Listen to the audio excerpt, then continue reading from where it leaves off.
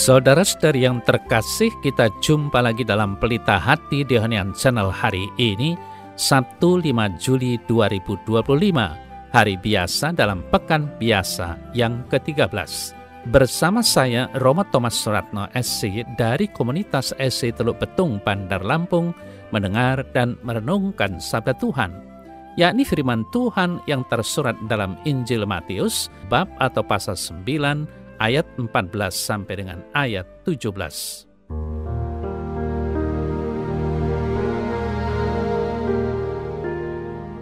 Pada suatu saat datanglah murid-murid Yohanes kepada Yesus dan berkata, "Mengapa kami dan orang-orang Farisi berpuasa, tetapi murid-murid-mu tidak?" Jawab Yesus kepada mereka, "Dapatkah sahabat-sahabat mempelai laki-laki berduka cita selama mempelai itu bersama mereka? Tetapi waktunya akan datang, mempelai itu diambil dari mereka, dan pada waktu itulah mereka akan berpuasa. Tidak seorang pun menambalkan secarik kain yang belum susut pada baju yang tua. Karena jika demikian, kain penambal itu akan mencabik baju itu, lalu makin besarlah koyaknya. Begitu pula anggur yang baru tidak diisikan ke dalam kantong kulit yang tua. Karena jika demikian, kantong itu akan koyak, sehingga anggur itu terbuang dan kantong itu pun hancur. Tetapi anggur yang baru disimpan orang dalam kantong yang baru pula. Dan dengan demikian terpeliharalah kedua-duanya."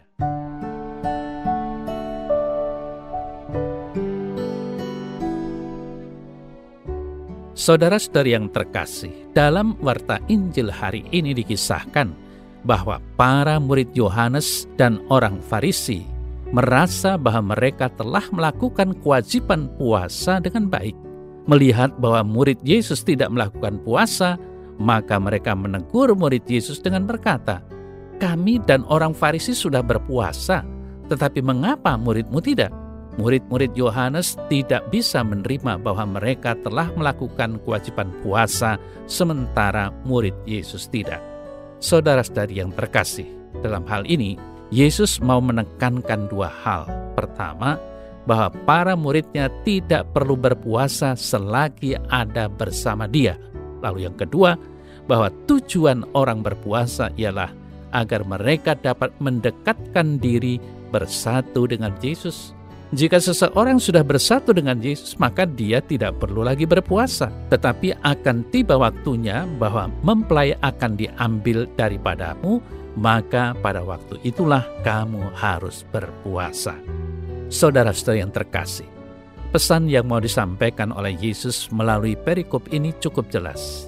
Puasa yang kita lakukan hendaknya dijalankan dengan tulus, bukan karena paksaan.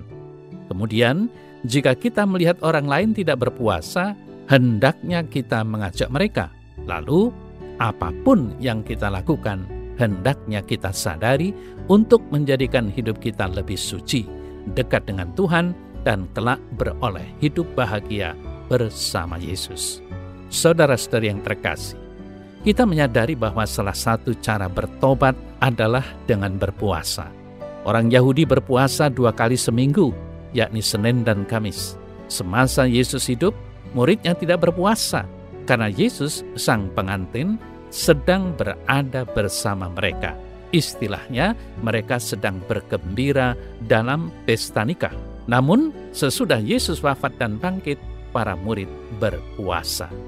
Saudara-saudara yang terkasih, dalam berpuasa bukan penampilan luar yang penting, tetapi pertobatan batin.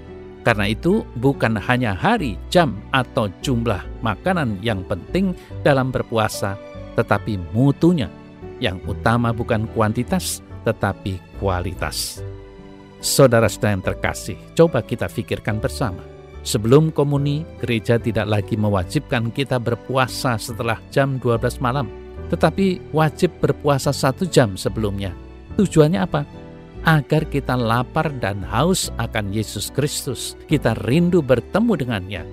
Tanpa persiapan batin, pertemuan kita dengan Yesus terasa hambar. Nah, apakah kita sudah melakukan hal itu? Saudara-saudari yang terkasih, mungkin selama ini kita kurang menyadari makna puasa bagi kita, atau sudah tidak ada lagi tradisi berpuasa sama sekali. Dengan Warta Injil hari ini, hati kita digerakkan untuk meluruskan kembali pemahaman kita yang keliru dan coba mulai menghayati puasa dengan tekun dan benar, sehingga kita sungguh hidup baru kembali sesuai dengan keinginan Tuhan. Saudara yang terkasih, Tuhan Yesus tidak memberikan kita anggur barunya untuk dituangkan ke dalam kantong kulit yang tua kehidupan kita. Ia datang ke bumi dan bertindak dalam hidup kita hari ini untuk mengubah kita, untuk menuangkan anggur baru ke dalam kantong kulit yang baru, agar kita memulai kehidupan yang baru.